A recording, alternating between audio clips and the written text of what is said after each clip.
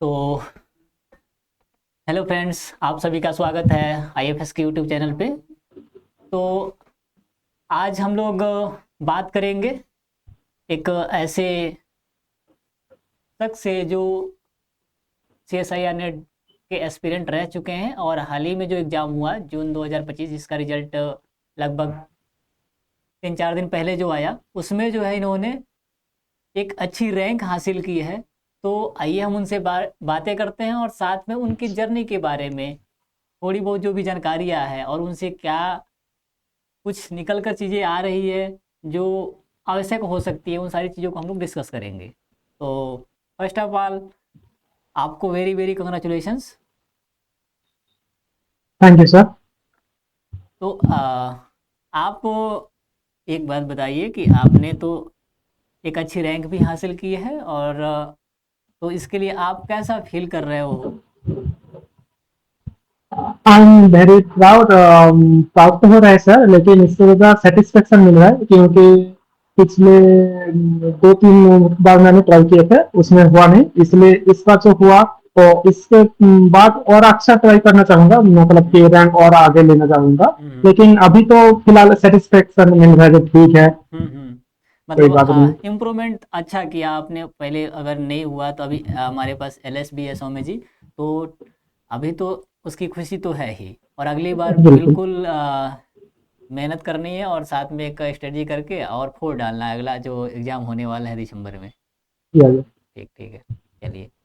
तो अब यहाँ पे सेकेंडली आप अपने आप को अपना एक इंट्रोडक्शन दे दीजिए, जैसे कि हमारे व्यूवर्स जो है थोड़ा बहुत आपके बारे में जानकारी उनको मिल सके। okay. So I am Somadip Das. Hmm. I have qualified my MSc from Vidyasagar University hmm. in 2023. Hmm. I am from Kontai, Purbe Mirpur, West Bengal. Hmm. Now I am studying CSR Net and GATE also. Hmm. That's it, sir. तो हाँ तो आप जो है gate के लिए भी आप ट्राई करते हैं, CSIR नेट का एग्ज़ाम भी आपने दिया प्रिपरेशन के बिल्कुल। लिए, तो ठीक है। आप जो है ये थोड़ा सा बता सकते हैं क्या कि आपका जो मोटिवेशन क्या रहा जैसे हायर एजुकेशन में आने का, नेट गेट Okay. आदि का एग्ज़ाम जो देने के लिए? मोटिवेशनल मतलब सर, मैं जो फैमिली से बिलोंग्स करता हूँ वहाँ पे टीचर वगैरह है। हम्म। मतलब मेरा अंकल खुद टीचर है। हम्म। तो पहले तो मुझे नेट सेट गेट ये अब इतना अच्छा नहीं लगता था। अच्छा नहीं लगता था मतलब कि जो मैं अपना बीएससी के बाद मैं सोच रहा था ठीक है कोई कॉम्पिटेटिव एग्जाम चूज कर लूँ। हम्म। फिर जब बीएससी का एग्जाम नहीं था, उसके बाद एमएससी जब एडमिशन ले लिया तो लगा तो ठीक है, सब्जेक्ट में रहूंगा तो ठीक है, सब्जेक्ट से और ज्यादा प्यार बढ़ने लगा, इसलिए सब्जेक्ट में रहना चाहता हूँ, इसलिए सब्जेक्ट में रह गया। हम्म। तो फिर मेनली सब्जेक्ट अच्छा लगता है इसलिए यहाँ पे रुक गया। हम्म। ठीक है। तो ये इसका मतलब कि जो भी आपका मोटिवेशन रहा वो इंटरेक्शन रहा, जो लव एंड अट्रैक्शन है आपका मैथमेटिक्स के प्रति, इस वजह से आपने इसको हायर एजुकेशन के लिए चुना और साथ में CSIR नेट और या गेट जो भी हमारे पास है उस एग्ज़ाम को आप प्रेफर करते हैं। ठीक है। बिल्कुल। अ, फिर आप ये थोड़ा सा बताइए जैसे कि आपकी जो जर्नी रही, जैसे आपने स्टार्टिंग के फर्स्ट 1-2-3 अटेम्प्ट जो भी था जिसमें आप थोड़ा क्वालिफाई नहीं कर पाए, तो उस अटेम्प्ट में आपने कुछ गलतियाँ करी होगी, उन गलतियों को बिल्कुल। आपने खुद ही ऑब्जर्व किया।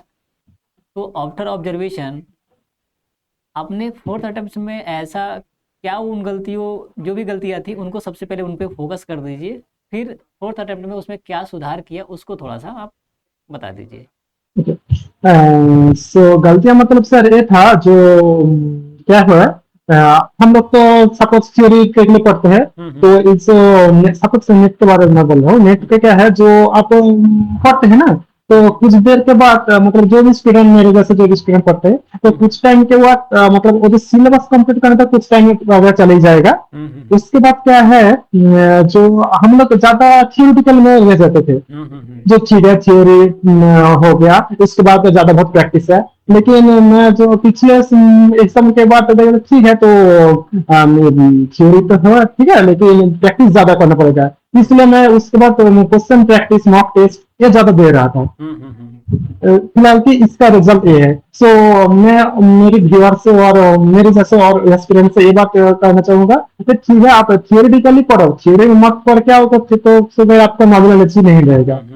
तो पहले तो थियोरी कंप्लीट करो, उसके बाद आप जो मतलब जो कुछ मॉक का बुक है या टेस्ट सीरीज है, कुछ भी है, तो प्रैक्टिस ज्यादा से ज्यादा करो। जितना प्रैक्टिस करोगे उतने क्वेश्चन के वैरायटी या आपका खुद का कॉन्फिडेंस इसलिए और बढ़ेगा। इसलिए मॉक और प्रैक्टिस पेपर ये बहुत सारे ये करो, ट्रैक करो। तो जो भी एस्पिरेंट्स हैं और या जो एस्पिरेंट्स बनने वाले हैं, यानी जो हायर एजुकेशन में एडमिशन, जैसे जो एमएससी कर रहे हैं या जो एमएससी करने वाले हैं, जिन्होंने एमएससी कर लिया है, सीएसआईआर नेट गेट आदि का एग्ज़ाम जो देना चाहते हैं, तो उनके लिए एक इनके द्वारा सजेशंस है कि अगर आप पढ़ रहे हो तो थियरी आप जितना पढ़ना है उसको रिवीजन तो करो, लेकिन उसके अलावा आप क्वेश्चंस लगातार करो, इतने क्वेश्चंस करो, कहीं से भी क्वेश्चंस मिल जाए उस क्वेश्चंस को आप लोग ट्राई करो। उससे रिलेटेड जो टॉपिक है अगर मान लीजिए रिकॉल नहीं हो पा रहा है तो उस टॉपिक को देखो, फिर क्वेश्चंस पे आओ। क्वेश्चंस को करना ही करना है, थियरी तो आपने कर लिया, लेकिन क्वेश्चंस को ट्राई नहीं करेंगे तो क्वेश्चंस का पैटर्न, कैसे एग्जाम में क्वेश्चंस आते हैं, उसको कैसे डील करना है, वो सारी चीज़ें नहीं आ पाएंगी। तो हमें क्या करना है कि थियरी के साथ साथ क्वेश्चन जितना हो सके अधिक से अधिक प्रैक्टिस करना है, पीवाईक्यूज लगाने हैं, मॉक टेस्ट लगाने हैं, बाकी और सारे जितने भी एग्जाम्स हैं, जैसे अगर हम सीएसआईआर नेट का एग्जाम दे रहे हैं तो गेट के जो भी पीवाईक्यू है उनको भी लगा जाएं, और जैसे टीफर का है, जितने भी एग्जाम्स हैं लगभग अगर मिल जाए उससे रिलेटेड, ऐसा नहीं कि सारे के सारे जो जो नेट में है नहीं उस टॉपिक के भी लगाए जाए। अगर नेट का हम प्रीफर कर रहे हैं तो बाकी के जो पीवाईक्यू है जो सिलेबस से मिलता जुलता है वो पीवाईक्यू लगाने से सारे के सारे जो हमारे पास है कॉन्सेप्ट क्लियर हो जाते हैं, और हमारे पास एक ऐसा पैटर्न बन जाता है कि क्वेश्चन देखते ही हम समझ जाते हैं कि इसको करना कैसे है।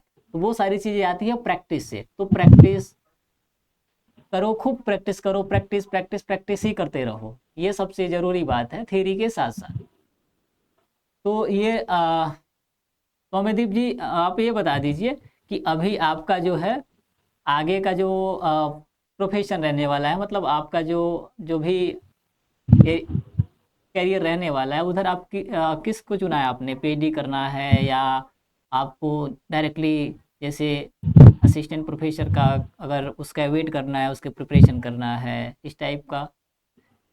तो मैंने तो पीएचडी के बारे में सोचा है, लेकिन फिलहाल कि अभी पीएचडी के लिए कुछ एडमिशन वगैरह मैं नहीं लेना चाहूंगा। तो को नहीं लेना चाहूंगा, मतलब ठीक है, मैं और एक इसका तो पहला अगले जो गेट एग्जाम है वो मैं देना चाहूंगा। इसलिए उसके बाद मैं सोचूंगा कि ठीक है गेट का कुछ रिजल्ट पे देखूंगा, और इसके बाद मैं मेरा मतलब कि जो मैथमेटिक्स फील्ड में और ज्यादा चाहना चाहता हूँ, इसलिए तो पीएचडी के बारे में ही सोचूंगा जरूर। हाँ, मतलब तो आप इसलिए मैथमेटिक्स को एक्सप्लोर करना चाहते हो, हाँ हाँ हाँ हाँ, बिल्कुल। उसमें जीना चाहते हो, बिल्कुल बहुत बिल्कुल। बढ़िया बात है। तो आप और साथ में ये भी है कि दिसंबर का एग्जाम भी तो देना चाहते हो सीएसआईआर नेट का। हाँ हाँ, तो बिल्कुल। उसके साथ बिल्कुल डट के एकदम तैयारी करनी है, जो भी कमियां रह गई है, जो भी समय कमियां रहेगा। थोड़ी बहुत रह गई है तो उसको दूर करेंगे। तो ऐसा जैसे इस एग्ज़ाम में ऐसा कुछ टाइमिंग का इशू होता है क्या एग्ज़ाम वगैरह में? जैसे बहुत सारे बच्चे बोलते हैं कि एग्ज़ाम में जा कर के टाइम मैनेजमेंट में दिक्कत हो गई, पार्ट ए को किया, पार्ट बी को किया, सी छूट गया, या सी को किया, बी को किया, ये छूट गया, इस टाइप का कुछ कमियां? हाँ, मतलब सर इस टाइम को अलग से नहीं, मैं मेरी खुद के जानने के बारे में बता रहा हूँ। ये क्या है, ऐसा मुझको नहीं होता। ऐसा होता मतलब ये, सपोज कुछ चीज है, कुछ एक्सपीरियंस होता।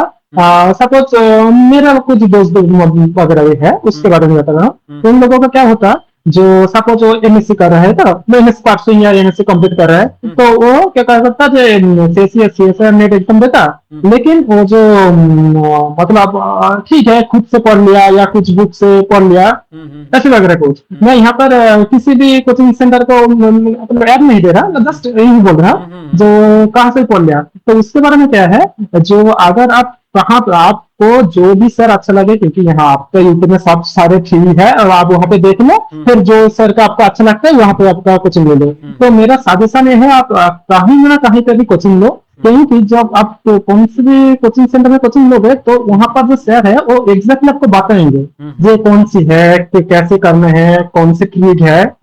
वो कुछ है। लेकिन आप जब आपको टेक्स्ट बुक या कहीं कहीं से भी आप जो कलेक्शन करके जाते हो ना, तब एग्जैक्ट वही आपको पता नहीं चलता। ठीक है, मैथ आपका सॉल्व हो जाएगा, कोई उसमें कोई दिक्कत नहीं है। सपोज आपको पार्ट बी लो या पार्ट सी लो, मैथ आपका सॉल्व हो जाएगा। लेकिन जो मैथ आपको 3 मिनट में सॉल्व होना चाहिए, लगता है वो 5-6 मिनट चला जाएगा।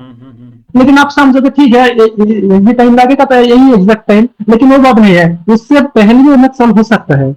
लेकिन हम लोग सॉल्व नहीं कर पाते, इसमें एग्जैक्ट पैटर्न चाहिए। और इसमें कहीं भी आप कौन सी भी कोचिंग सेंटर में लो, मतलब कौन एग्जैक्ट एक कोचिंग ले लो, और एक चीज प्रैक्टिस ज्यादा करो। प्रैक्टिस करोगे तो खुद के ऊपर कॉन्फिडेंस भी आएगा, और आपका गलती जो होगा उसका मतलब नेग्लिजिबल हो जाएगा। जो यहाँ पर गलती होता है, ठीक है ये करेक्शन कर लेते ये वगैरह कुछ। इसलिए मेरा सजेशन ये है सारे से, जो भी कुछ कोचिंग या जहां से पढ़ रहे हैं, तो आप क्वेश्चन ज्यादा प्रैक्टिस करो और एक राइट डिसीजन हो जाए।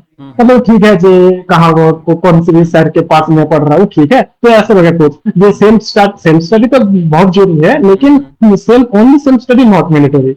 ये कहा कौन सी भी एक मेन टीचर रखो आप, ये ठीक है, इसके अंदर इसको क्या कि आप तो बहुत सारे शॉर्ट ट्रिक्स होते हैं मैथ सॉल्व करने के लिए, कोई पकड़ नहीं पाते। ठीक है, मैथ आया, रूल हमको पता है, ठीक है, रूल से करके जाते हैं।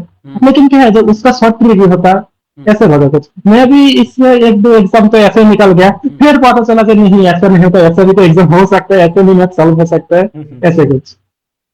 हाँ तो ठीक है। मतलब ये है कि आप एग्ज़ाम देने जा रहे हो तो टाइमिंग आप मैनेज अगर करना चाहते हो तो आप प्रैक्टिस करो, साथ में मॉक टेस्ट लगाएंगे, और जो टाइम मिल रहा है मॉक टेस्ट के लिए तो आप ट्राई करो कि उस टाइम इंटरवल में, उसी टाइम के अंतर में आप टाइम पूरा का पूरा ऐसे मैनेज करो कि उस मॉक टेस्ट के थ्रू आप ऐसे लगे कि एग्ज़ाम ही दे रहे हो। अगर ऐसे हाँ मैनेज कर पाएंगे तो एग्ज़ाम में टाइम की मैनेजमेंट की जो इशू है वो बिल्कुल नहीं आने वाली है। और एक ये है कि आप कहीं से भी थ्योरी पढ़ लो, क्वेश्चन आपको अच्छे क्वेश्चन जहाँ से भी मिल रहे हैं, कहीं से भी मिल जाए, चाहे आईएफएस के यूट्यूब चैनल से मिल जाए, चाहे आपको जहाँ कहीं से भी अगर अच्छे क्वेश्चन मिल रहे हैं, तो उसको आप क्या करो कि उन क्वेश्चंस को बिल्कुल ट्राई करो। क्वेश्चन ट्राई करने से अब और उनको सॉल्व करने के जैसे एक नहीं दो दो तरीके हो सकते हैं। हो सकता है कोई एक लॉन्ग प्रोसेस हो, एक शॉर्ट प्रोसेस हो, तो हमें टाइम भी तो देखना है। तो एग्जाम के लिए हमें वो पाथ चूज करना है जो शॉर्ट हो, क्योंकि लॉन्ग से हम जा नहीं सकते। जैसे हमारे पास डिफरेंशियल इक्वेशन में होता है, वहाँ पर हमारे पास जो भी कुछ ऐसे प्रॉब्लम आते हैं जो जो क्वेश्चंस लगभग में ऑटोनॉमस डिफरेंशियल इक्वेशन होते हैं, अगर उनको सॉल्व करने जाएंगे तो बहुत टाइम लग जाएगा। लेकिन अगर वही छोटे से वे में उनका डायरेक्शनल फील्ड बनाकर करेंगे तो सारे तुरंत तुरंत क्लियर हो जाते हैं चीज़ें। तो ये चीज़ें ज़रूरी हैं। और साथ में ये है कि जितना ज़्यादा प्रैक्टिस करोगे वो आपके लिए इम्पोर्टेंट है। तो ठीक है सौम्यदीप जी, आपको फिर से very very congratulations. Thank you sir. ठीक है चलिए, और साथ में आपको दिसंबर के लिए best of luck. Thank you sir.